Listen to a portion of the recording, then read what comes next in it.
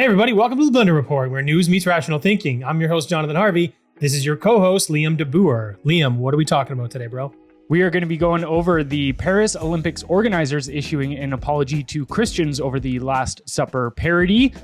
Now, going against the liberal climate narrative comes at a price. The construction of a $2.7 billion battery plant in Ontario halts amid falling EV demand. Parks Canada knew, according to an ex-Jasper official who is exposing federal mismanagement after the devastating wildfire. Poilievre, quote-unquote, open to forced treatment for drug users, but wants to see the evidence first, as well as more than 160,000 people joining white women for Kamala Harris Zoom call. However, if before we get into things, you wouldn't mind subscribing to our channel and tossing a thumbs up on this video as it helps this podcast grow, that would be greatly appreciated. So first off, we've got the Paris Olympics organizers issuing an apology to Christians over the Last Supper parody. The organizers of the Paris Olympics apologized to Christian and Catholic groups for a parody of Leonardo da Vinci's quote-unquote Last Supper in the opening ceremony. The segment depicted Jesus Christ and the apostles with drag queens, transgenders, and a nude singer, along with a guy that had one of his balls hanging out of the bottom of his shorts. Paris 2024 spokesperson Anne Decamps stated, "Clearly, there was never an intention to show disrespect to any religious group. The opening ceremony tried to celebrate community tolerance," and then added, "If people have taken offense, we are really sorry." The apology followed widespread social media backlash and calls for a boycott. The Catholic Church in France criticized the ceremony for derision and mockery of Christianity. The Archbishop of Malta expressed distress and great disappointment, as well as the Archbishop of the Vatican's Pontifical Academy for Life called it a mockery of the Last Supper. So do you think this apology was sincere? No, absolutely not. Clearly we didn't mean to offend anybody. What do you then why bastardize the Last Supper using trans people, drag queens, and even a guy with his balls out? What are we talking about here? It's pretty clear that this is a blatant assault on 2.4 billion Christians. And this apology was not like, I'm sorry for being inappropriate. It was, I'm sorry that you've taken offense to something. I've done nothing wrong. That's what that kind of looked like to me. So no, absolutely no chance was this sincere. Well, the Paris Olympics organizers actually, after that initial apology, came back and started insisting that the opening ceremony didn't actually depict the Last Supper, and it was a scene depicting Dionysus, the Greek god of wine, based on the Feast of the Gods, a 17th century painting by Dutch artist Jan Harmenez. So now they're just being like, no, that wasn't even the Last Supper. It was something else. Why wouldn't they say that out of the gates? Yeah. That's just nonsense to me. Come on, bro. I mean, look, the Olympics have always been political in some sense, right? You've seen it in the 30s with Hitler. You saw it in the 70s, saw it in the 80s. This is kind of what happens in the Olympics. But the difference that I'm finding now is that the Olympics we use as a stomping ground for political displays from different countries or different groups. But now I feel like the Olympics themselves are somewhat compromised in buying into this sort of broken ideology, and they're sort of spreading that. So that's why I see a bigger problem now. That's why I think they're actually compromised.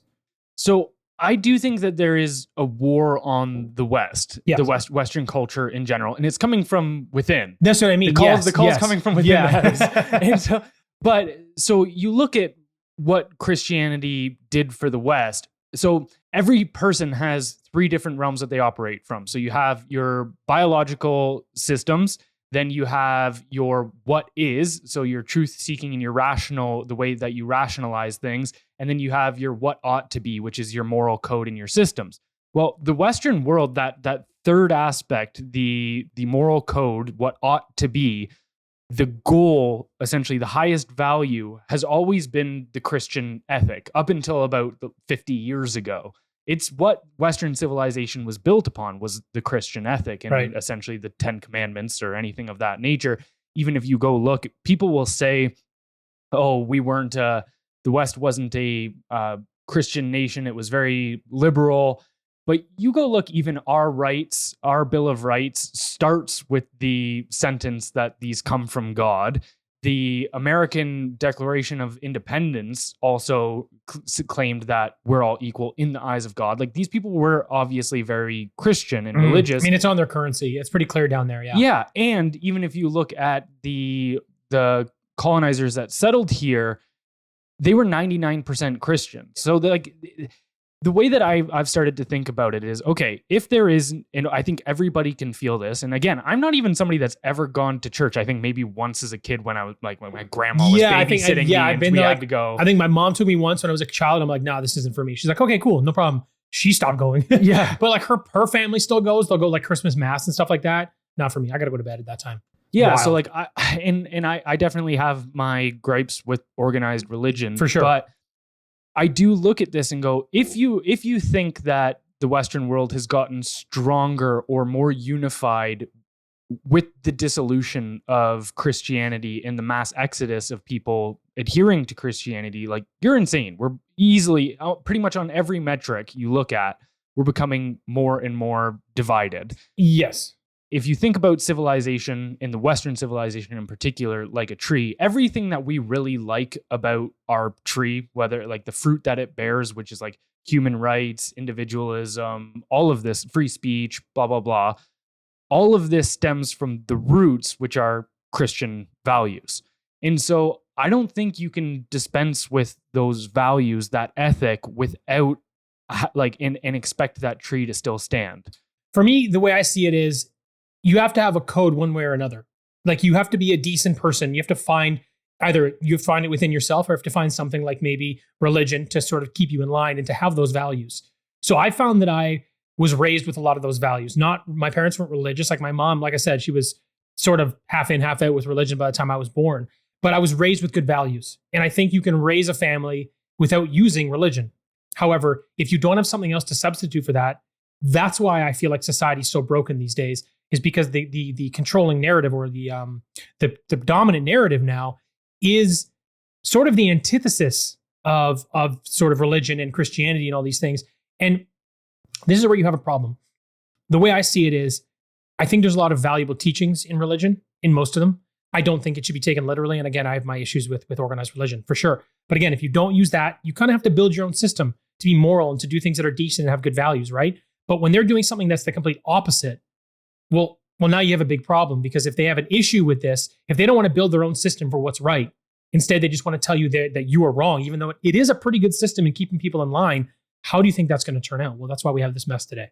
And it's insane that they can sit there and say that this wasn't meant to be an attack on Christianity or any of this kind of stuff. Because if you look at, say, the people that adhere to transgender and gender ideology, there would be a massive overlap to these other things that I've talked about that are destroying the West, which is like this anti-colonialism rhetoric, the everything was built on white supremacy, and so on. All of these social justice issues, there would be a massive overlap. I would be willing to bet anybody that believes in transgenderism is also 90% likely to believe in climate change as an existential threat, that systematic racism is ruining everything, and it's the explanation for the inequality that we see in life. And so all of these things overlap, and they are that ideology, which I've pointed out before, and there we actually have an article on our Substack where I go through the entire history of this.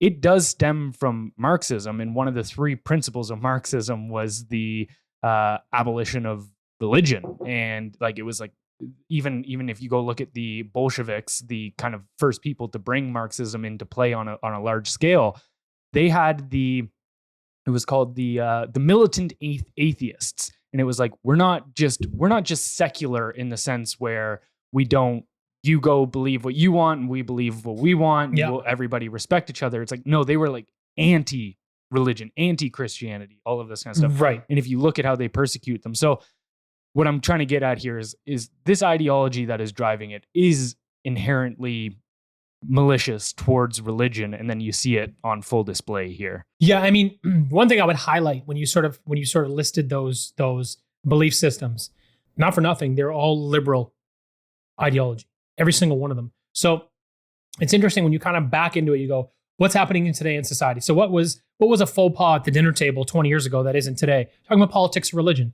Now everybody talks about politics because everything is politicized. Now, I believe that is sort of, there's a cyclical nature to it. You go through these times where everything is politicized, then everything's kind of, you don't really notice it anymore. And then high and low, high and low. So we're in a really, really high time, probably the most in our existence between you and I. That's the way. If everything's political and every decision you make aligns with your political party in some way or another, and then you kind of look at what you said and you look at, okay, these people are breaking down Christianity, they're buying into the transgender stuff, the climate activism, colonialism, all that stuff. And you say all that is associated with Marxism, and all that was kind of on display here with this opening ceremony. That's all liberal ideology. That, I think, is a big reason why I have so much trouble with the liberal policy, liberal ideology, liberal party these days, is if you kind of package all their ideas into one, it's very poisonous. It's very, very bad for society, and it's taking us down the wrong path. It's different than most times when, 20, 30 years ago, if it was liberal versus conservative, it's okay. Things would just kind of keep going in the same direction. You'd still have your life relatively the same, a little more taxes here or there, whatever. But now it's a dramatic change. Now it's like that is the importance, the significance of electing a party right now. And I hate to sound like this because I hate to sound like, well, if you don't elect our guy or our girl, then everything's going to go to shit. I don't really fully believe in the Republican Party or the Conservative Party. What I do think right now, though, is the Liberal Party is so poisoned that if they're elected for another term here or in the United States, it may do irreparable damage for a generation. And I think the one thing that is important to highlight here is that I think it is totalitarian ideology that is driving these narratives and these anti-West ideology. But it's actually like they dress themselves as liberal. They say that they're liberal. They're the liberal party, but they're actually anti-liberal. Yes. And that's how all totalitarian systems work, is they actually, on the face of things, it's the whole double speak and double think Exactly. Concept of Orwell, right? Where it's like, we're the liberals. But if you look at what liberalism actually means, it's the political doctrine that takes protecting and enhancing the freedom of the individual to be the central problem of politics. These people don't care about individual rights at all. They're all about group rights. They're all about collectivism, which is the antithesis of liberalism. And so what I think is actually kind of very sinister about this is that, in a way, I do believe that liberalism is the cure to what we're seeing in our society right now. Going back to the idea of believing that traditional liberal, yes. Yeah. But these people have made it so that they claim to speak on behalf of liberalism while actually doing the exact opposite. Yeah. I'm glad you highlighted that, because people will stand behind the liberal team using that definition. Well, no, this is what they represent, but they've been hijacked by Marxists. Yeah. That's just what it is. So they are, unfortunately, that's why I said they're poisoned. I'm not saying the Liberal Party will always be this way, but they need people to come in and sort of reestablish those traditional values in what the Liberal Party represented. Then I think they'll be valuable. Yeah, I agree. All right, moving on to our next story. We've got, going against the liberal climate narrative now comes at a price. Under the reign of Justin Trudeau, companies are now legally compelled to align with government views on climate change thanks to the newly enacted Bill C-59. This law amends Canada's Competition Act to specifically target quote-unquote greenwashing, making it illegal for companies to make misleading claims about their environmental impact. The penalties are significant, with fines starting at $750,000 for individuals and $10 million for corporations. The prohibition of greenwashing under Bill C-59 puts ideological differences on par with deceptive pricing, creating a slippery slope. The law's primary target seems to be the fossil fuel industry, reflecting the Trudeau administration's aggressive stance against it. So, should the government, which has a long history of making misleading claims about climate change, be able to dish out extreme fines for misleading claims about climate change? And you put it like that, I'm going to say no. Look, I actually am of the opinion this policy is bad news for the liberal climate narrative. They want everyone to toe the line on climate, and they want consumers to reward those for doing as they're told. Okay, if Lululemon, for example, because I know they were in some trouble for this, if they are following the climate change agenda, then we're going to buy more stuff for them. That's what the liberal government wants. They want you to go, okay, you have to toe the line as a company, and then they want consumers to buy the stuff for the companies that sort of play nice. But here's the thing, when you threaten people with fines to the tune of $10 million for businesses and $750,000 for individuals, the market will, at scale, almost overnight, they will cease to promote their environmental impact. And quite frankly, they will do less because now they're not using it as a marketing tool. So this is actually really bad for the liberal climate narrative. They are so disconnected from understanding markets that they do something like this thinking, well, our constituents will continue to only buy from people that toe the line on this climate agenda. No fucking chance. Not going to happen. This is going to work against them. And so when it comes to this, every law or every right has an equal opposite. So for instance, if I have the freedom of speech, I also have the freedom of silence. If I have the freedom of association, I also have the freedom to disassociate, right? So if you're going to say that, well, now we're creating a penalty for people making misleading claims about the environmental benefits, well, then you also need to have penalties in place for people making misleading claims about the environmental impacts of things. And I mean, the Trudeau administration has been more guilty of this than anybody. They've lied about the effects of climate change more than anyone. And so even just looking at some of them, so Trudeau's government has repeatedly stated that Canada is on track to meet its 2030 emissions targets under the Paris Agreement. However, reports including those from the Environment Commissioner indicate that Canada is set to miss these targets. The government has promoted the federal carbon tax as a means to reduce emissions and provide rebates to households. However, critics argue that the government often omits the complexities, such as the fact that a significant portion of the revenue is recycled back to large emitters, which diminishes the net impact on the tax on emissions. And then you've also got the economic impact of the fact that they say the average Canadian, 8 out of 10 households get more back than they do lose. But we've also seen that even according to the own PBO office, that's not the case. No, it's actually getting close to $1,000 per household now in loss. And then also Trudeau has continuously said that Canada is a leader in the fight against climate change. Nonetheless, environmental audits and reports suggest that actual policy outcomes and emission trends do not align with this portrayal. So I don't think people actually understand the level of evil that this government is, where they're lying left, right, and center about even about climate change itself. Like, every time that there's a hot day, they all of a sudden start parroting. Oh my God, the news is flooded with it. We're all going to die. The world's boiling. Yeah, except it was boiling. The coldest, wettest June we've had in ages. Yeah, and then you've got Mark Holland, the health minister, right, in the House of Commons saying that if people go on... don't worry, kids. You want your road trip? Just let the world burn. He's a fucking psychopath. Yeah, as if that guy needs a slap in the mouth. Yeah, and this is something that I've been trying to point out, is that we're definitely being ruled by psychopaths. Yeah, and people think that you're being hyperbolic when you use that term, but Andrew Lobachowski, a psychologist that lived under the both Nazi and communist rule in Poland, he pointed out the fact that this is exactly what happens in these totalitarian ideologies or these totalitarian systems, is where psychopaths get into control and positions of power, and then they reward psychopaths on the lower end of society, and it kind of becomes like a pressure system and cooker to the middle people, the actual sane people in society, when you've got pressure from below and above. And he labeled that, he called it pathocracy. And I think that's exactly what we're living in right now.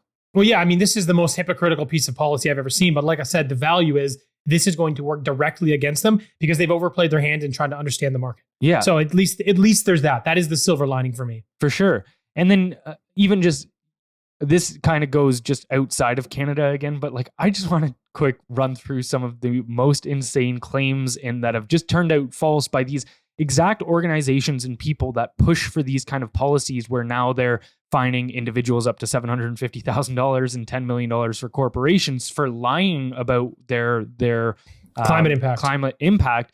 But then, okay, so consider this. Greenland's ice sheet isn't shrinking any more rapidly today than it was 80 years ago. You constantly hear both corporate media and politicians making claims that the ice sheets are going to be melted by the time our kids are born. Under 20 feet of water. That's just not the case.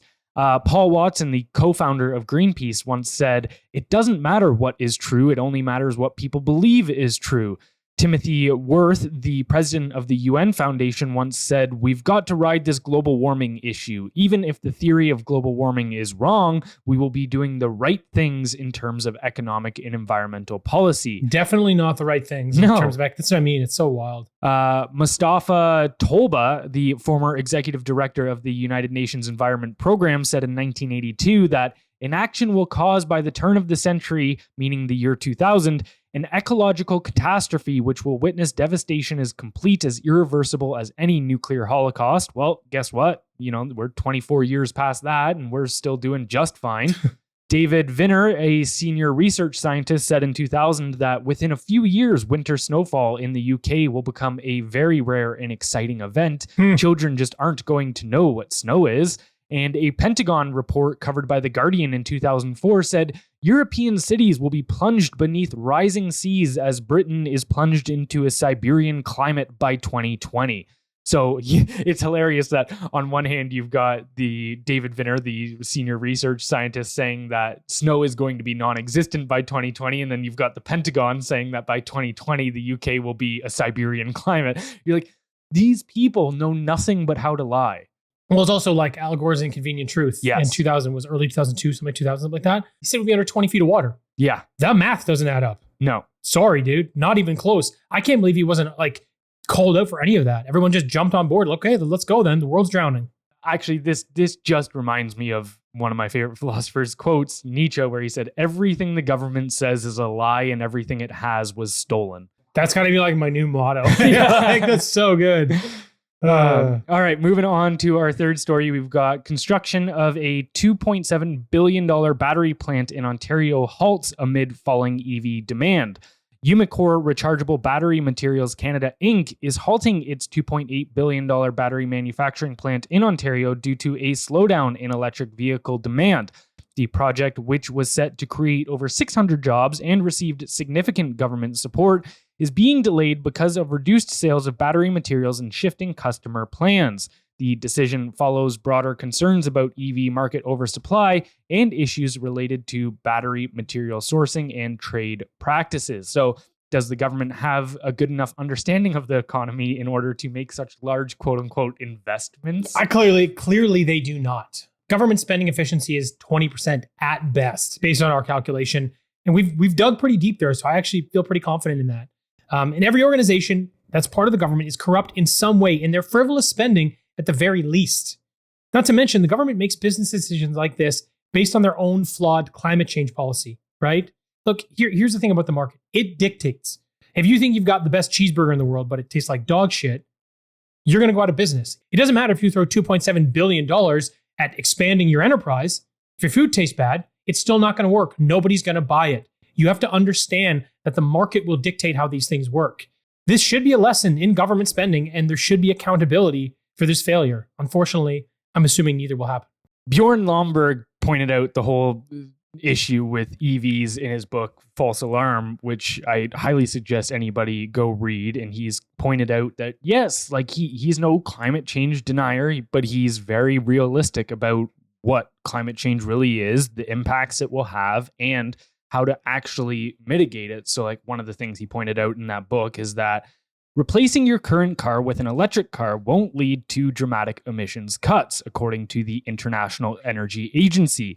The gasoline-powered car emits 34 tons of carbon dioxide over its 10-year lifetime, including production and disposal. At first glance, an electric car would seem to eliminate all the emissions. They are certainly sold as having zero emissions, but that is only true while it's being driven. Yet, in many parts of the world, electric cars are reliant on electricity largely produced from fossil fuels, and their production is also more energy intensive than that of a gasoline-powered car, especially the battery. Since this production is typically reliant on fossil fuels, an electric car is actually responsible for lots of carbon dioxide emissions over its lifetime.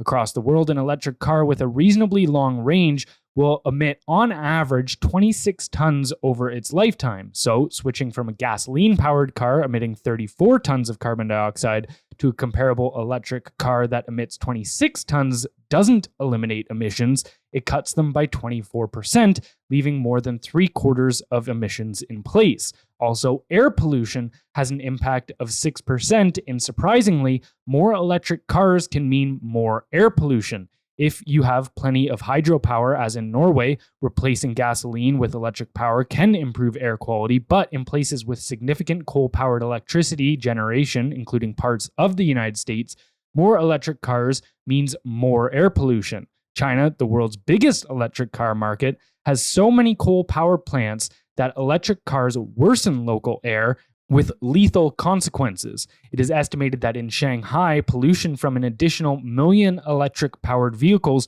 would kill nearly 3 times as many people annually as an additional 1 million gasoline-powered cars. So this whole thing is just false marketing from the get-go. That's wild. There's also the tires too on these cars, because they weigh 30% more. The particulates from tires are significantly higher from EVs. So even the brake pad wear too. Exactly, yeah, because of the weight. So if you take those, and now I'm gonna make a bit of a leap here, but if you take that 26 tons of CO2, so there's an 8-ton difference there. But then if you take the longevity, like, so I don't know what you're getting, maybe 300,000 kilometers out of the vehicle. If you take the wear and tear on the tires and the brakes and you add the difference there, I wonder how close you get to being par. I know they're a little different, but if you had to put them in categories and sort of weigh them out, I wonder if it's about equal. Well, even consider too, okay, if electric cars only reduce 24% of emissions, now also factor in how much carbon dioxide is going to have to be released in order to build all of the infrastructure in order to charge these cars. So think about, okay, if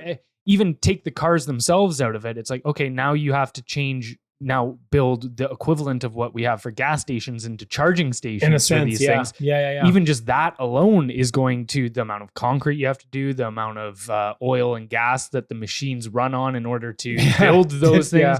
Like, it's just it's pure insanity. I agree with you. Yeah, this isn't the silver bullet solution they sell it to be, not even a little bit, right? So no, we're on the same page here. I just find it like when you look at this, it's that in-depth understanding. So what I find with politics though is it's all about partisanship and not about logic. Because if you took that information in, like for me, I'm very data-driven with decisions. I try to not be emotional when it comes to business. It can be challenging, but that's my intention. So if I had someone like you on board, and you're like, hey, we're going to do this and this, and you're like, hey, look, here's a report. You read this report and you got to go, this does not make any sense. Now, if you have this information, they have this information, or they can get access to it, right? And ultimately, if you're spending taxpayer dollars, you have the fiduciary duty to make sure that you do your research and understand these things. But instead, again, it becomes about partisanship versus logic. It's about these flawed policies that they make and then towing those lines without paying attention to the market or the actual climate data. It's very, very frustrating, which is, again, why I really think people need to be held accountable for this shit. And, we just covered it on the last episode, right? When they say, okay, we're going to fine individuals $750,000 or corporations $10 million for greenwashing.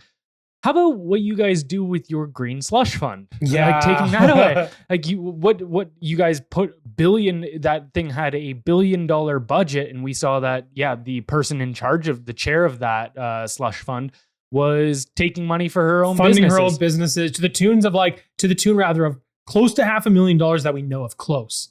And wild. And so you look at it and you go, okay, what has more detrimental effects to society?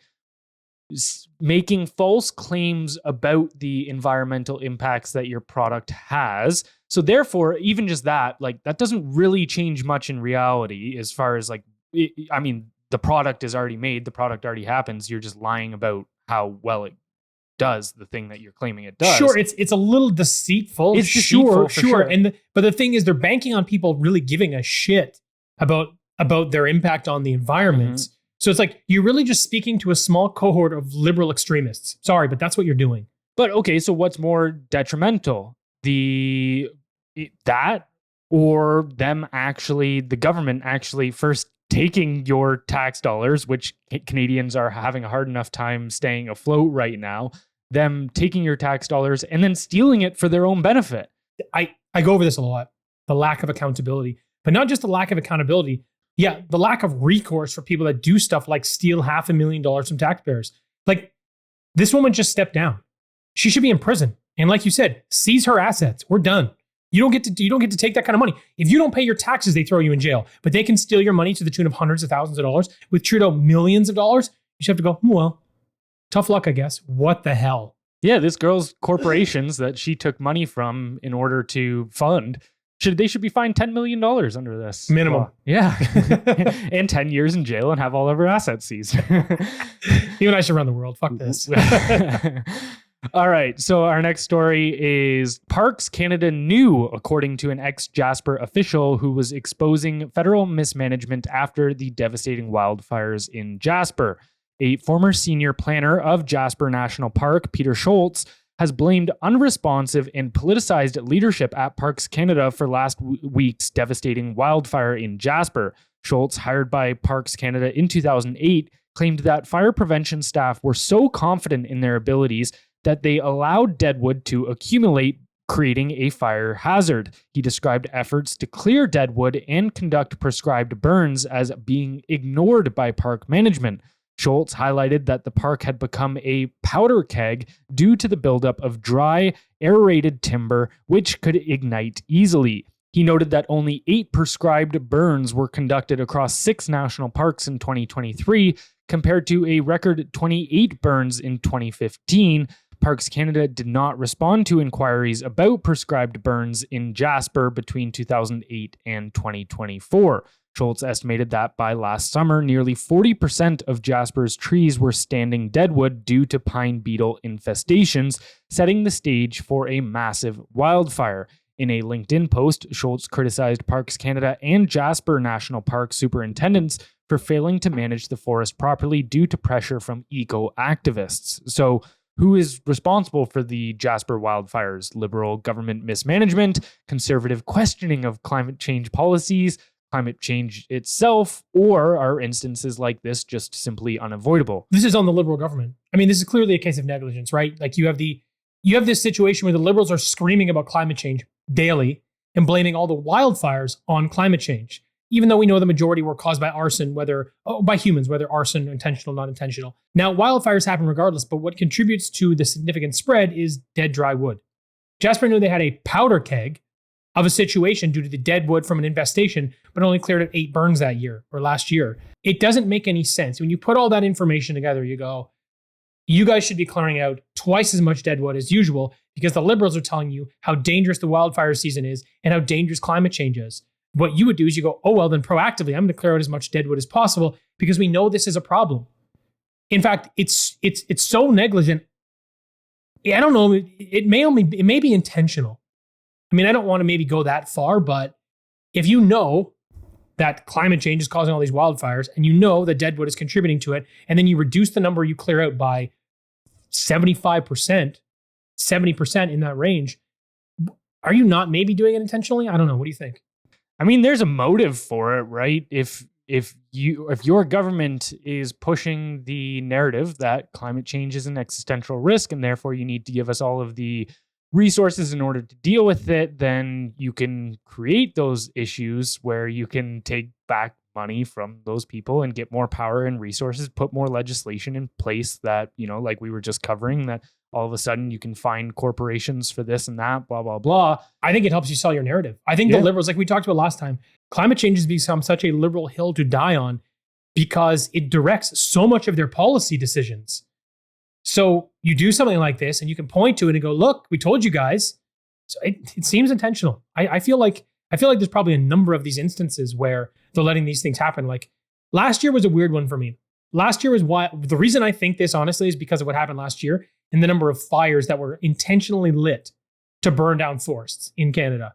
Like it was over half of them were arson, right? When you look at that, you kind of go, okay, well, what percentage of those people were conservatives? 0. It's all these liberal people screaming about climate change, lighting shit on fire to prove their point, or something like that, or they're hired hands. I don't know. I mean, obviously, that's an opinion, and it's a little unfounded. But when I kind of look at all the information, it's how it makes me feel. And then, well, even too, you see that Stephen Guilbeault, the environment minister, who has already claimed that, yes, this entire fire in Jasper was due to climate change. And he's been definitely, I would label him a climate cultist for sure, but he signed off on a new Jasper forest management plan in 2022. So you look at that and you go, okay, hey, if you were putting these plans into place, well, clearly, whether incompetence or malice, it doesn't really matter.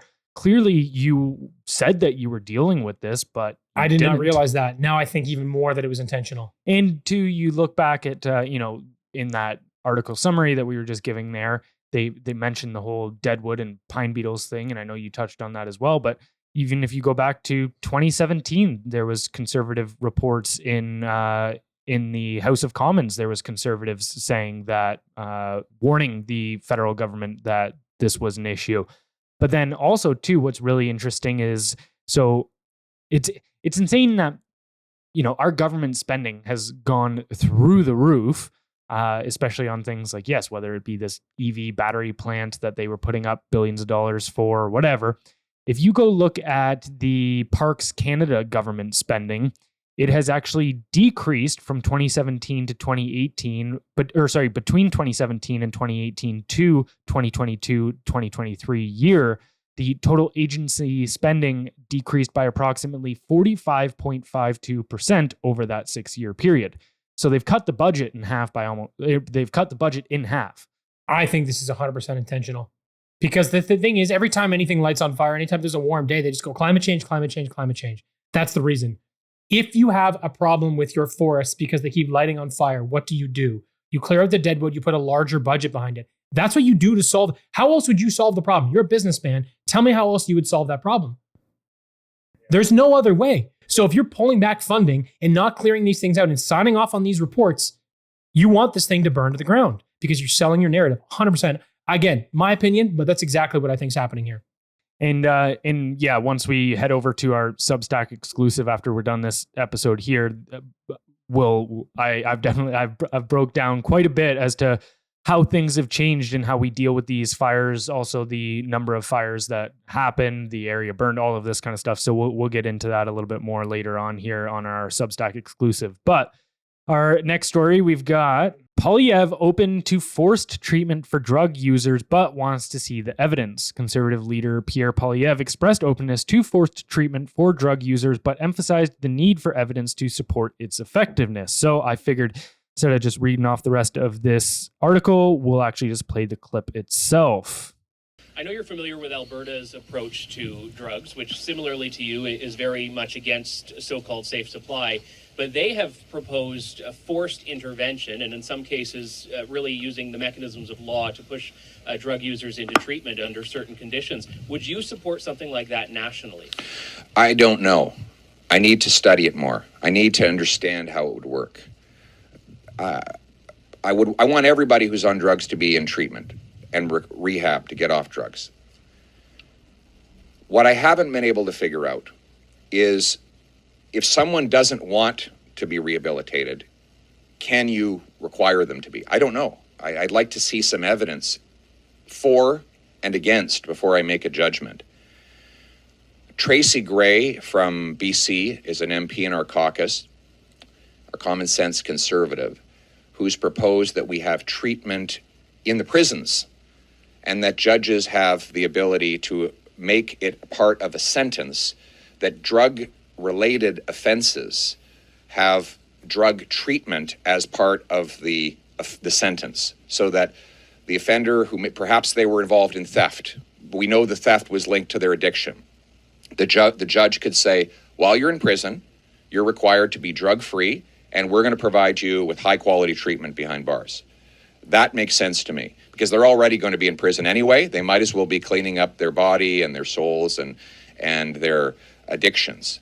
But I don't know if you can take someone off the street who has not committed a prison offense and successfully rehabilitate them. If we can, I'm open to it, but I need to see more evidence at this point. So how refreshing is it to see somebody in politics say that they don't know and they need to see more evidence both for and against the cause, rather than just taking a strictly ideological position and then championing it? So this is why I like this guy. This is why I actually think he's going to be a big help for Canada in a lot of ways. I know there are some liberal speed bumps in the way, like the Senate, but it is stuff like that, because he's human and he's willing to say, I don't know what to do next, but I'm going to look into it and I'm going to find a solution. Kind of like we said earlier, look, we have this climate policy we want to push. We want there to be EVs, and we're going to throw tens of billions of dollars into the market. And then you go to me, hey, Jonathan, here's the data. I go, well, that's a terrible idea. We're not going to do that. You know what I mean? And he's saying the same thing. He's like, I actually really agree with that. If you're in prison, I see the forced rehabilitation. I'm good with that. But again, with taking people off the street, I don't agree with that. I don't think you can do that. I mean, I think if their family wants you to intervene, I think there's a space for that. potentially. But if they've got no support system saying so, I think you got to keep your hands off. I think that infringes on your rights. So yeah, I don't think that's ever going to be a thing. But I really do agree with the prison one. I think that's a good strategy because, like, at the end of the day, look, as much as people enjoy being on drugs and have fun doing drugs, drugs are fun. That's why they exist. Good times. No one wants to be addicted. Nobody actually really wants to be addicted to them because it ruins your whole life. Like you from what we understand, you have one kick at the cat on this planet. That's how this works.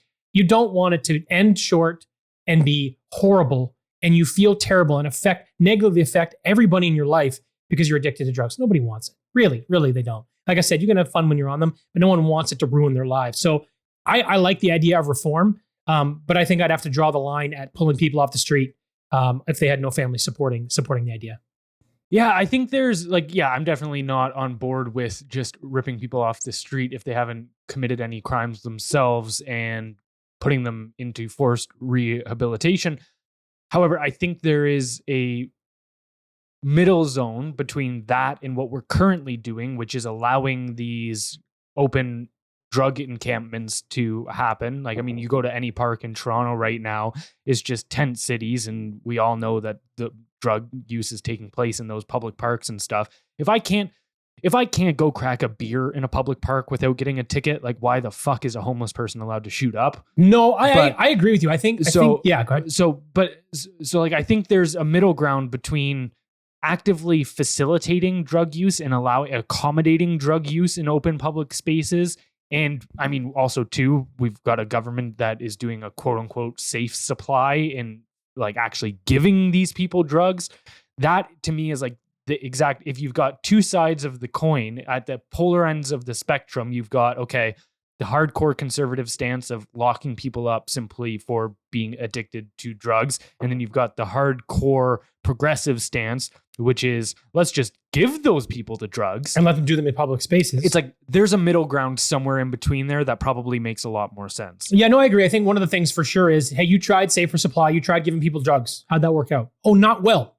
Social experiment, dumpster fire, pull everything back. So again, you got to schedule the drugs. You got to pull off these encampments. You have to stop, like you said, stop enabling, stop making it easier. For sure. Like that's out of the gates. We got to quit that shit. It was too progressive and it was not a good strategy. Look, if it's like alcohol, you and I can drink if we want. We're rational, pretty reasonable adults. We don't have drinking problems.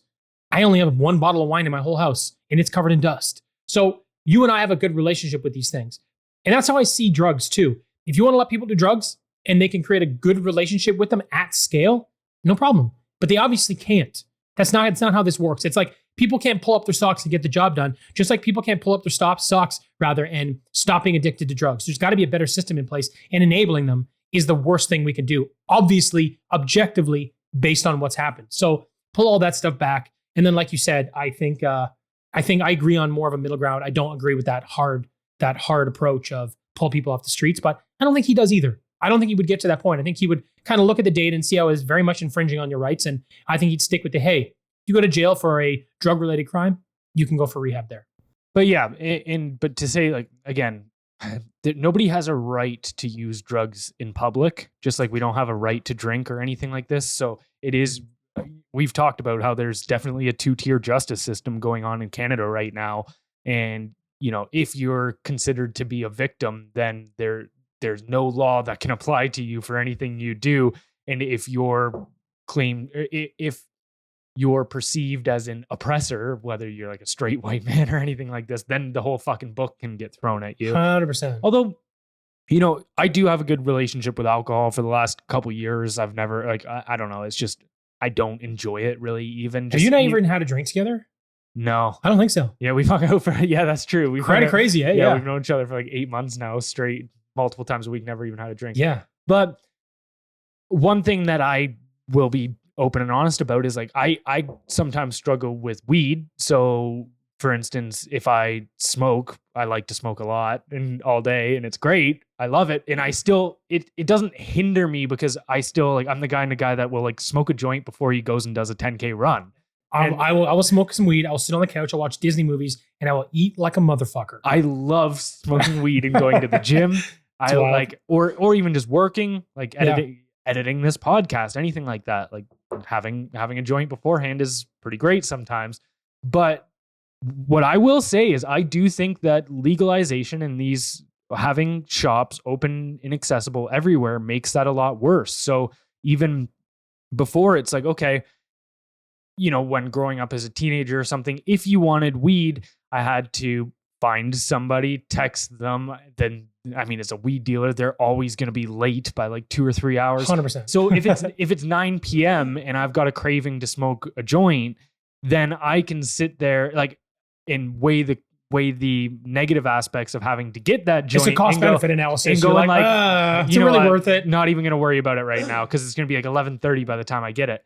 But when you've got a pot shop on every single corner, some of the nicest units in the it's cities a lot too. more accessible. Yeah. And it's like, it's the same thing. I look at it with like shitty food. It's like, I don't want to make sugar illegal, but also it's on every fucking shelf in front of your face wherever you go.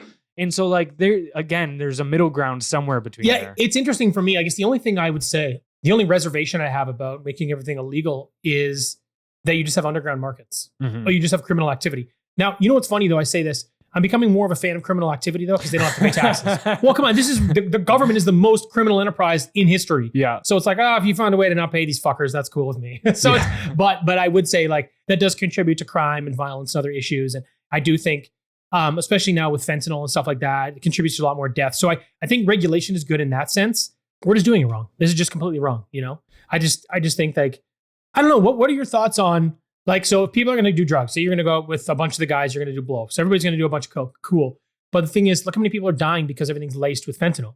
So what are your thoughts though on having a system where governments regulate it and they sell it, but it costs like an astronomical amount of money? Or like, how do you do? Because the thing is, if you think about it, people are going to find a way to do it anyway, but we're losing in the States 100,000 people a year to fentanyl. You know what I mean? What's the solution? Let me ask you, was fentanyl and laced drugs a bigger issue before or after the legalization of them? Well, I don't think that, I wouldn't use that as the trigger point because it's China.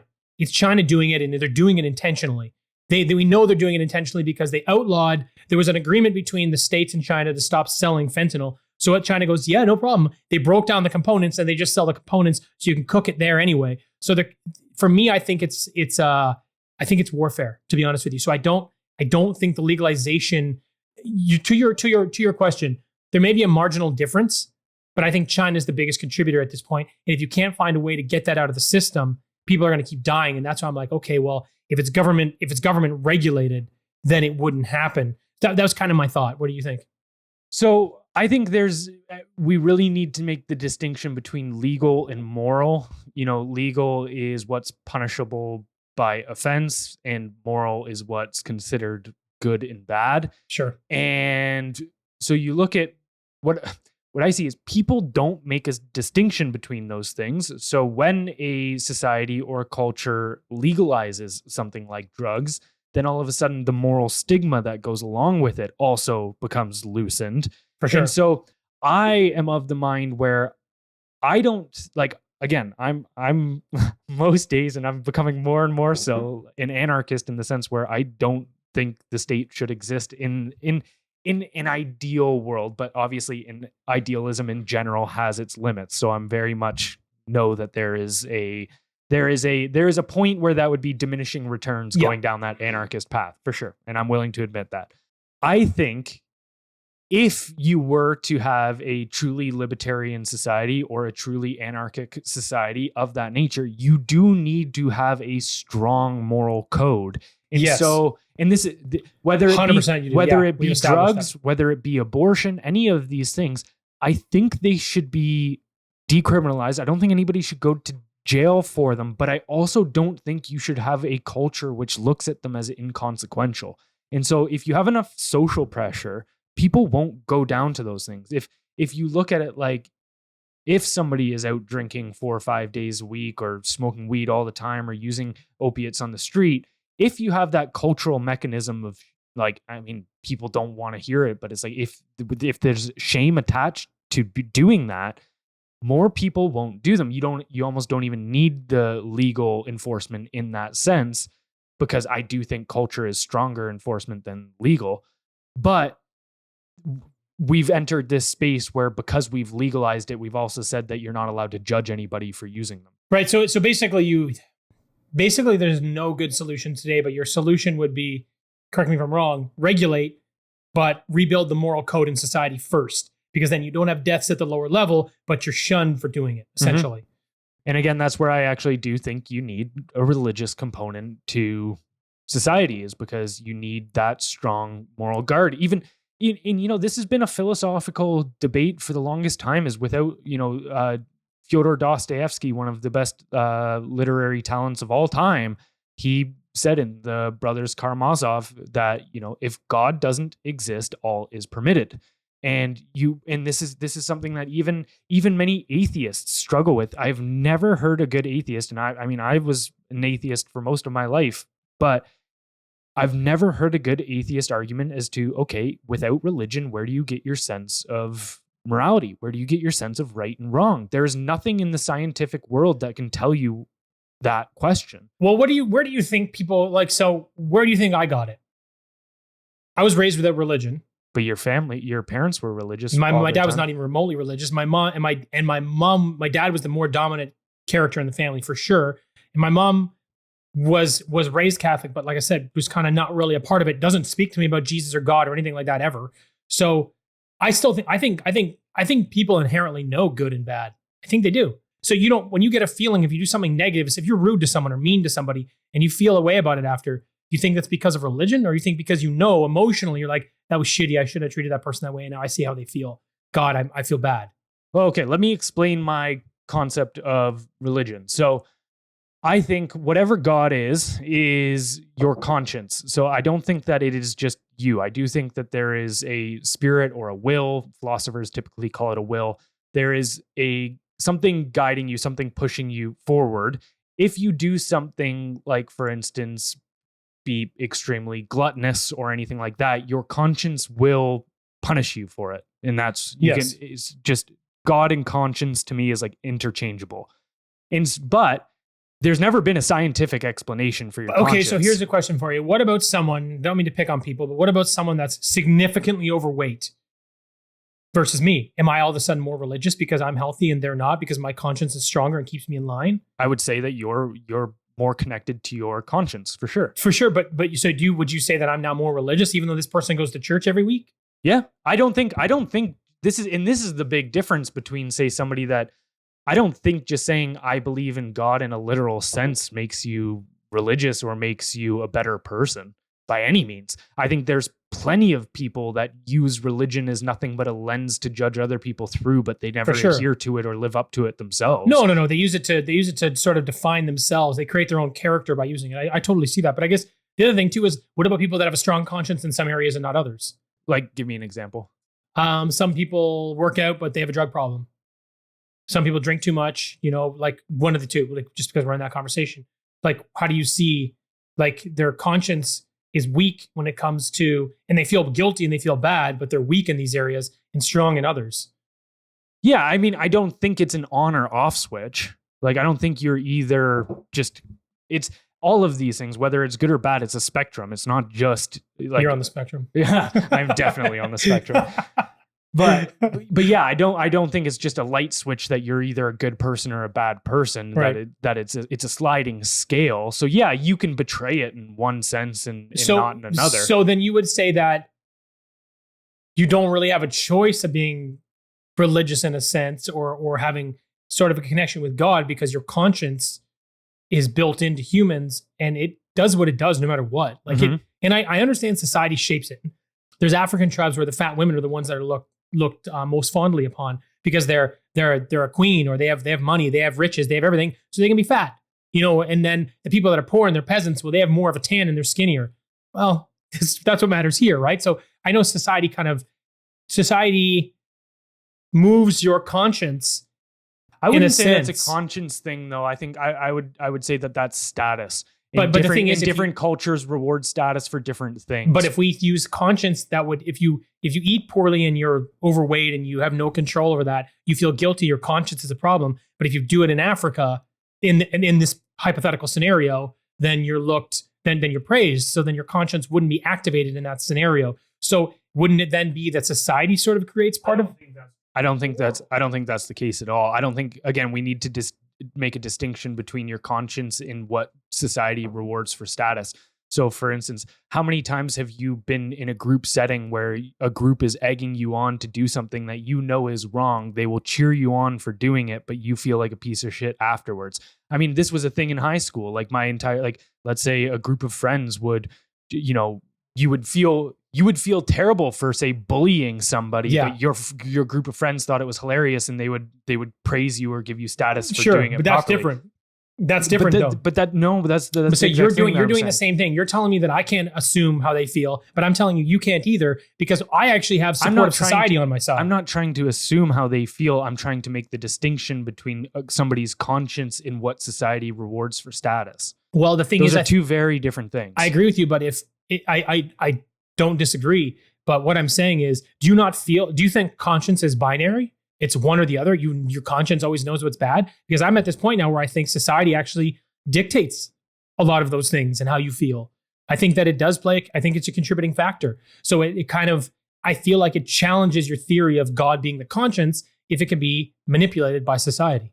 I don't think it can, because again, there's plenty of things that we do for, like, right now. Okay, we reward people's status for how much they adhere or champion social justice views, right? Sure. But go look at every single social justice person. We were just talking about this last week. When was the last time you saw one of them look like they really have their shit together, that they were in touch with themselves, that they were a positive person? It's like, no, these people are self-loathing. They hate themselves. They look like shit. They're unhealthy. I don't know, man. But you're given status for that. I agree with the outcome, but I don't believe that these people all have a guilty conscience because of what they're doing. I don't. I think some people believe they're doing the right thing. And therefore, that challenges that society starts dictating how your conscience behaves, which sort of throws a bit of a wrench in that theory a little bit, or maybe not a wrench, but it needs some amending, in my opinion. But I mean, it's just me. I'm agnostic. I don't know what's out there. There's something, but I don't know. Yeah, no, I mean, I think we're kind of starting to beat a dead horse here a little bit, but yeah, I think those two things are very different as to whether it be what's status driven and what society rewards, and what your own whatever you want to call it, whether you want to call it God, whether you want to call it conscience, whether your will, all of this kind of stuff. I think those things are completely different. Yeah, I think they're different, but I think that your conscience moves based on the effects of society. That's what I think. So we disagree. All right, our last story for the day. We've got more than 160,000 people join white women for Kamala Harris Zoom call. Over 160,000 people joined a Zoom call to support Vice President Kamala Harris's presidential campaign. This unprecedented virtual event was aimed at mobilizing white women, a demographic that has largely supported Republican candidates in previous elections. Organized by Shannon Watts, the founder of Moms Demand Action, the call featured notable speakers such as singer Pink, actress Connie Britton, and athlete Sue Bird.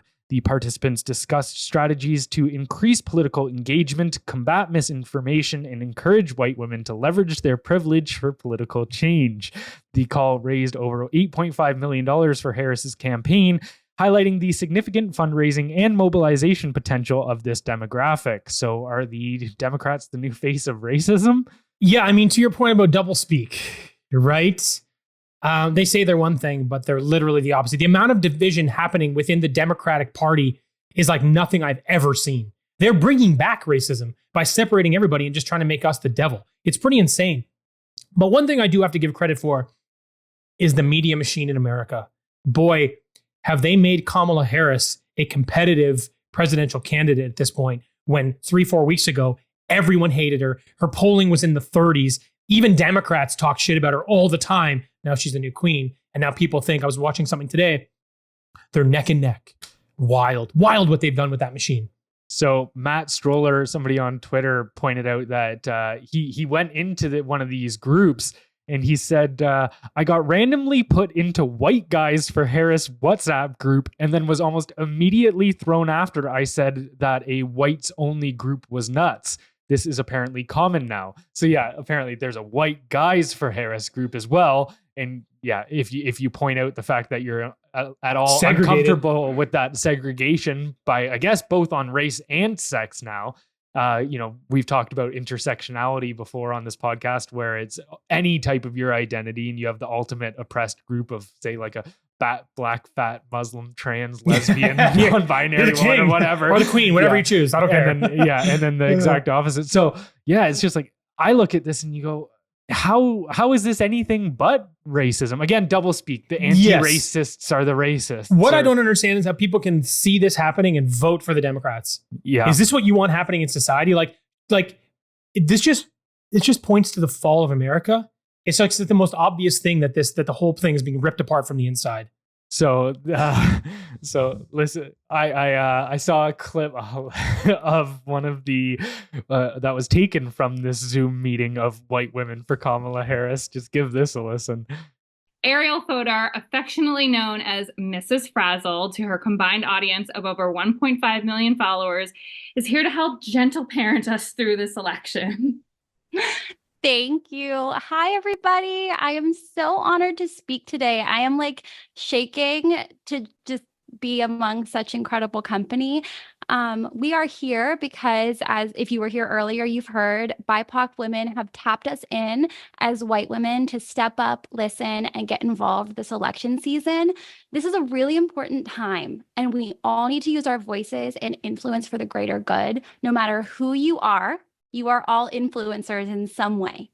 So tonight, I'm going to share some do's and don'ts for getting involved in politics online and navigating the toxicity that comes with it. And spoiler alert, as much as the toxicity can come from the outside, it can come from us too. So first, don't isolate yourself. We can do our best work when we're in community together like we are tonight, because the toxic feels smaller when we support each other. But don't make it about yourself. As white women, we need to use our privilege to make positive changes. If you find yourself talking over or speaking for BIPOC individuals, or God forbid, correcting them, just take a beat. And instead, we can put our listening ears on. So do learn from and amplify the voices of those who have been historically marginalized, and use the privilege you have in order to push for systemic change. As white people, we have a lot to learn and unlearn. So do check your blind spots. You are responsible for your algorithm, believe it or not. Oh my God. That's mental illness. That's exactly what that is. Don't even correct people that are from the BIPOC community. Yeah. What are you talking about? So, okay. What are we contributing to here? It's insanity is what you're actually contributing to. And I mean, even there was that massive moment, and it shows their line of thinking, right? Where look back at the Joe Biden 2020 campaign, where he was on an interview with Charlemagne the God, and he said, oh, if you don't vote for me, you ain't black. Like, I can't think of anything more racist than to say, because you have this skin color, you must think and support these people. And if you don't, then you are actually a traitor to your skin color. That is inherently racist, and that's the kind of ideas that these people are pushing. Well, don't forget, Biden also said that America's most dangerous threat was white supremacy. Yeah. Right? So you kind of look at this group and you're just like, for me, I think it's more just about power. I don't think the white people that are a part of the Democratic Party, like in charge, give a shit. They just want power, and this is the path they've had to walk down. I think a lot of them don't care, but it's more about, how do I continue to maintain authority over others? I think that's what a lot of it is about. I mean, take Biden, for example. He's the one that championed and was responsible for the 94 crime bill, right? You kind of look at it and you go, how many people did he throw behind bars? Same with Kamala Harris. You know what I mean? How many people did she get behind bars that were from the BIPOC community? These people don't care. They're just saying what they need to say to get into power, right? But what's crazy, though, is that you have people that are in these positions with that kind of megaphone, 1.5 million people. And these are the things they believe in and that they say. I just couldn't imagine living in a space in my mind in the world where everything I'm doing is kind of make-believe and lacks logic. So what's hilarious is, actually, if you just think about it again on the double think face of it, right? They say that, okay, you cannot correct a historically marginalized group because they're beneath you and they need uplifting, right? That's so stupid. Well, that's so racist. How are you saying that you're like, okay, white supremacy is a real issue, but simultaneously us white people are up above these people. I mean, they're the ones saying it. Like everyone who's conservative or anyone like in the world I live in, everyone has value. Everyone's equal. Everyone has their own equity as a human. That's actually how I see it. I don't think I'm better than anybody. I don't think anybody's better than me. I think our lives have the same value. That's genuinely how I see human beings. I think we're all the same. That's how I think. I don't think anybody's above anybody else. But this group says that we are the bad people while then instilling those values in their own team. With all this segregation and then saying white supremacy is the problem because of people like you and I, they're the ones that are actually weaponizing these things. It's insane that people inside the party don't see it. It's wild. So also look at what they're saying now, right? You can see media reports because obviously conservatives and Republicans have started claiming that Kamala Harris is just a DEI president or she's a DEI vice president. 100%. She's a DEI hire. Yes, yeah, absolutely. And so they're saying that it's racist to try to say that about Kamala Harris. But then in 2020, here's a headline from CNN. Joe Biden says he is considering 4 black women to be his running mate. NPR said pressure grows on Joe Biden to pick a black woman as his running mate. Time said Joe Biden definitively vows to pick a woman vice president. Washington Post said Joe Biden pressed again to name a black woman as his running mate. So you say, we're doing this out of DEI. We need to have this diversity, equity, and inclusion. Therefore, we need to uplift these people and put these people into these positions. But then if you say that that's what you're doing, you're racist. And what's funny is, how can you simultaneously say that DEI is a good thing and then also say that it is wrong to point out if somebody is there because of DEI? What are you talking about? It's good. It's good. The whole thing, own it. The whole thing only exists in that community. And what's weird is the whole thing only exists in that community. And what's kind of weird is that if they see someone like you and I question her as her leadership and her capacity for it, which she has 0 for, she was clearly a DEI hire. They're like, you're either sexist or you're racist. But I don't care what you call me because that's not the case. So you're still in your own echo chamber. It's like you're yelling to the other Democrat across the room that I'm sexist and racist. But outside of that, no one hears you because you're fucking full of nonsense. No one actually cares. So it's weird because they're just playing. It's this game of ping pong inside that little circle. I've made this point, right? Where if you accuse somebody of doing what you are doing first, then it lessens any time that person then uses that label to describe you. So if I say you're dumb, you're an idiot, and then you turn around and go, no, you're dumb. You're a dumb idiot. You look stupid. Like a dumb idiot. And then so it's the same thing is if I call you racist first, then it all of a sudden makes it, and then I go and act racist. I put these segregation things in place. I hire people solely based on their race. I tell them that if they don't think or vote this way, that they're not their proper, what they were born as, their race. And so then it all of a sudden weakens that when somebody actually points it out that you're doing it. Here's the problem, because I was just thinking about this right now. I thought, okay, well, why don't the conservatives or Republicans go, well, the Democrats are actually the racist party, and here's why. And it goes back to my previous point. No one's listening to the other person. They're only in their own echo chambers, yelling back and forth. Echoes are only staying within that group. And that's it. Because if you actually broke down what's happening in the Democratic Party and you forced them to listen, a significant portion who are actually like living in reality would go, oh, wait a minute. Yeah, this is pretty crazy. They don't listen to any of it. So it really doesn't even matter. It's like you're just screaming over the fence and then talking amongst your buddies. So it's kind of this interesting thing where it is clear, it is obvious who the problem is, but because everyone's got 2 mouths and 0 ears in this situation, there's no progress made. And, what's another thing that they constantly weaponize? They say that anybody right wing or conservative or this or that is a threat to democracy, right? Anybody on the other side. But even just look at how we got to this scenario where Kamala Harris is now going to be the next presidential candidate for the Democrats.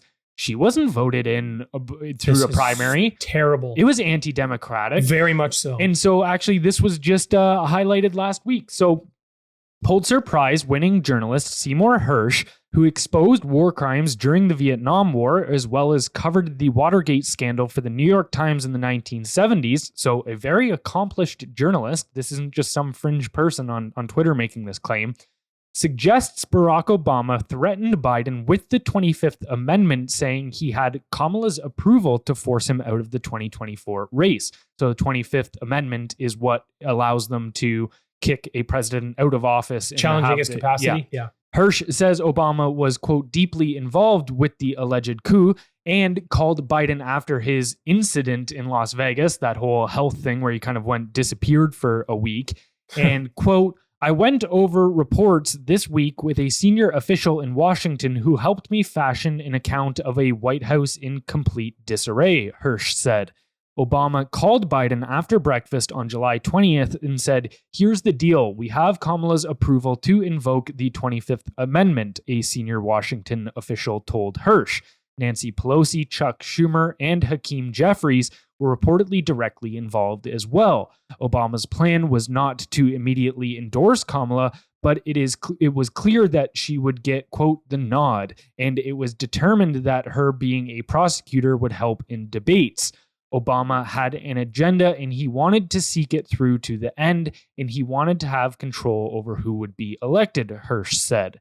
This is called a coup. It's exactly what it is. It's wild. Like you said earlier, you have the Democrats saying that Republicans are threatening democracy while themselves just throwing it in the garbage. That's just all this is. But again, when you live in an echo chamber like this, will anything change? They're like, no, this is what we want. This is what's better. This is what's good for society. And, I was talking to someone the other day. They're like, well, yeah, you got to vote Democrat. I'm like, explain to me why. They don't have a lot of good reasons. They're just part of the party. For actually, what she did say was that it had to do with Roe v. Wade. I'm like, well, they're like, well, if Republicans are in, stuff like that's going to happen. I'm like, wait a minute. Roe v. Wade was put into the Supreme Court. Who was in power? Well, the Democrats. Okay, so explain to me how having the Republicans in power would have changed that. Well, like maybe you need to reconsider what you're. Well, I know their argument would have been that it was because Trump put, was it 2 or 3 Supreme Court justices in during his period? Yes, but my point is not that the Supreme Court stacked 5-4 for Republicans. My point is the Democrats were in charge, right. Yet that still found its way into the court system when they should have codified it years ago. So it really is on the Democrats. I just think, honestly, I think the Democrats are doing a better job of manipulating the media and manipulating their constituents and sort of selling the idea that the opposition will burn the world to the ground. But again, it's that doublespeak thing. It's interesting. I think one thing people should pay attention to is a party in this example. If a party is not talking about policy, but rather espousing nonsense about the opposition, you should consider your party's policy because it's obviously very weak if that's the direction they have to go. It's like you said, if they're weaponizing terms against the opposition so they can't use them against them, you have to question your own party. I think people too, they vastly underestimate what the left is able to do from an institutional perspective. So I actually kind of comment. I very rarely respond to people on Twitter or respond to other people's tweets, but this person said, I can't believe they think this is a good candidate to put up against Trump. And I said, like, when will conservatives learn that the Democrats aren't concerned about making people like their candidate? They are solely invested in making you feel evil if you vote for the opposite candidate. It's actually a really good political strategy. Those are two wildly different strategies. I don't have to sit here and champion who I am or what I'm going to do. I just need you to feel like you're going to be evil, and I need to socially, I was just like we were just talking about earlier, that that social status thing is very important to humans. And if I say you are a low social status person if you take this stance, well, then that does way better than trying to argue as to why I'm going to be good. Yeah, it's interesting, right? Because you see the Republican Party, and they're actually trying to win based on having a candidate people love. I'm not a big fan of Trump as an individual. I like what he represents. I think the country needs change, and I think they need to shake loose from the system that's kind of got a hold of everybody. That's what I think. But people love Trump. People aren't just voting Republican. People really like that guy. Mm-hmm. So it's a very different party strategy. No one can say they love Kamala Harris. She's been in the driver's seat. She's not even officially in the driver's seat in like 2-3 weeks. In fact, before this, they all hated her. So again, to your point, that's exactly what's happening, but it's an effective political strategy. I think the other thing too is, like you said, when it comes to institutions, the Democrats are deeply woven into every institution in America. And I think no matter who's in charge, they're going to continue to be able to move the needle from there. Same way in Canada right now with the Liberals. Liberals are deeply entrenched in our institutions, especially education, healthcare, everything like this. They're going to continue moving the needle, whether they're in power or not. And so, and another aspect that I think people underestimate on the left side of the political aisle is, I think both sides of the political aisle can easily become brainwashed. Yes. And extremely tribal and believe and just start believing insane shit. Yeah, I should say, like, totally. You see that a lot with Republican Party people down in the States, 100%. Like, it is both ways. They're not considering the other side at all. They're totally in their silo. But here's the big difference between the two is right-wing conservative brainwashing happens. It's more of like a grassroots kind of movement. There's nobody like in charge of it. I don't think. I think it happens much more naturally. It's kind of like it can in some scenarios become, say, group hysteria. But with the left side of the aisle, it is like militarized brainwashing. They've got all of the media outlets. They've got big tech. Yes. And so, like, I mean, even we saw this during COVID. The Canadian military admitted that they were using wartime propaganda techniques on Canadian citizens. I read about that. Yeah. And so, like, it's not just it's controlled brainwashing. It's very different from left versus right wing brainwashing. And what did I send you this morning? Or last night? I showed you how, if anybody can go test this right now. If you go to Google and you type in assassination attempt of TRUM, it won't even give you any suggested feeds. It won't even finish that one character to say of Trump. And if you just go put assassination attempt of T, it'll be like of Truman, of Archbishop Franz Ferdinand, of all this. It'll give you all these other suggestions but Trump. And then you Truman, nice. Yeah. And then so you go look at as well, who was the leading donor contributors to Joe Biden in the 2020 election? Alphabet Inc., the parent company of Google. So that political aisle has way more brainwashing power than kind of this decentralized stuff that happens on the right wing. And then also James Lindsay posted how in the Meta AI, somebody put in, tell me about the assassination attempt on Trump. And the Meta AI responded, I can't assist with that. I don't always have access to the most up-to-date information. Can I help you with anything else? And then right afterwards, the person replied, tell me about Kamala Harris's campaign for president in 2024. And then it lists off, it goes, here's her platform. This is where she comes from and all of this. And it's like, okay, well, the assassination attempt happened before the Kamala thing. So how can your AI say that it doesn't have up-to-date information for the Trump thing, but it has all the information on Kamala? And then they replied to that afterwards, and they said, why is there rich and structured information about Harris's campaign, but not about the Trump assassination attempt? And it responded, the reason for the disparity in information is due to the fact that the Trump assassination attempt is a fictional event, whereas Kamala Harris's 2024 presidential campaign is a real and ongoing event. Like, this is like, that's a scary level of brainwashing. Well, you know what's and again, coming from the side that constantly says threat to democracy. You know what's crazy though? So that's Meta's AI engine, right?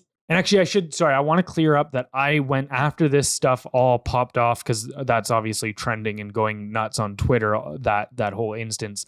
I did go and look into Meta AI, and I used it myself and tried to ask it similar questions, and it did start giving me information on the Trump thing. Yeah. But whether that is a like a tweak that they made afterwards or not, because we've seen that with ChatGPT in the past before too, right? Chat's been a lot better. So one of the things I would say though is, this sort of proves our point. A lot of the tech community, Zuckerberg has kind of supported Trump at this point. You're seeing these people kind of, they're sort of shifting their loyalty here, but the people in the institution, now I know Meta's not an institution, but it kind of is. They are still being run by Democrats. So that's why you're seeing, that's why Google's AI platform basically failed. Like, almost you can't come back from Black George Washington. Yeah. Like, you just can't. So it's like, but again, like, we know Google is deeply entrenched in the Democratic Party, but again, the people pushing the buttons, the people entrenched in the institutions are Democrats. It makes it challenging. And to my point earlier, their party is poison right now because they're not living up to liberal ideals. So this is what makes this that's why we want to know why people grab onto conservative Republican policy right now, or just conservative lifestyle right now, and why that's grassroots is, if you look at it, it's how you live a better life. Yeah. And to your point, just kind of building on that, and I think you loosely touched on it there, was it's like, even if Zuckerberg comes out and in that interview, he said that after the assassination attempt, Trump getting up, raising his fist and saying fight was like a badass American moment, that it rallied him up, it got him excited and got him patriotic. Yep. But even if Zuckerberg himself did a complete 180 and said, I'm voting for Trump tomorrow, do you think that all of a sudden his entire Silicon Valley staff that resides in the most liberal area in all of America is going to just all of a sudden switch their tune because the CEO did? If anything, they're going to say, fuck Mark Zuckerberg. I hate this guy. I don't want to work here anymore. Blah, blah, blah. Like they're going to sabotage like all inside. the Twitter employees Yeah. did. It's not like all of a sudden once Elon Musk comes in, all the Twitter employees change their tune and their political Yeah, of course. views. So, that's why they fought tooth and nail. Exactly. Yeah. No, it's the same thing. But this is the problem you have. Even if you vote in conservative or Republican leaders, the institutions are run by Democrats and liberals.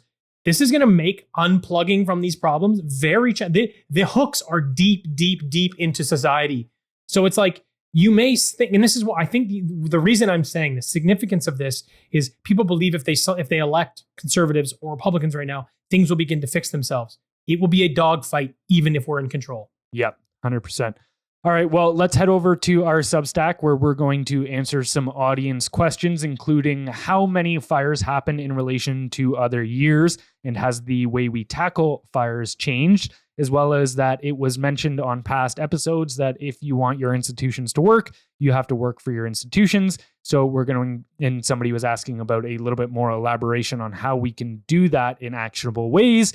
So if you would be interested in joining us on our Substack, you can find the link in the description below. And for those of you who don't, we'll catch you next time. Bye, everybody.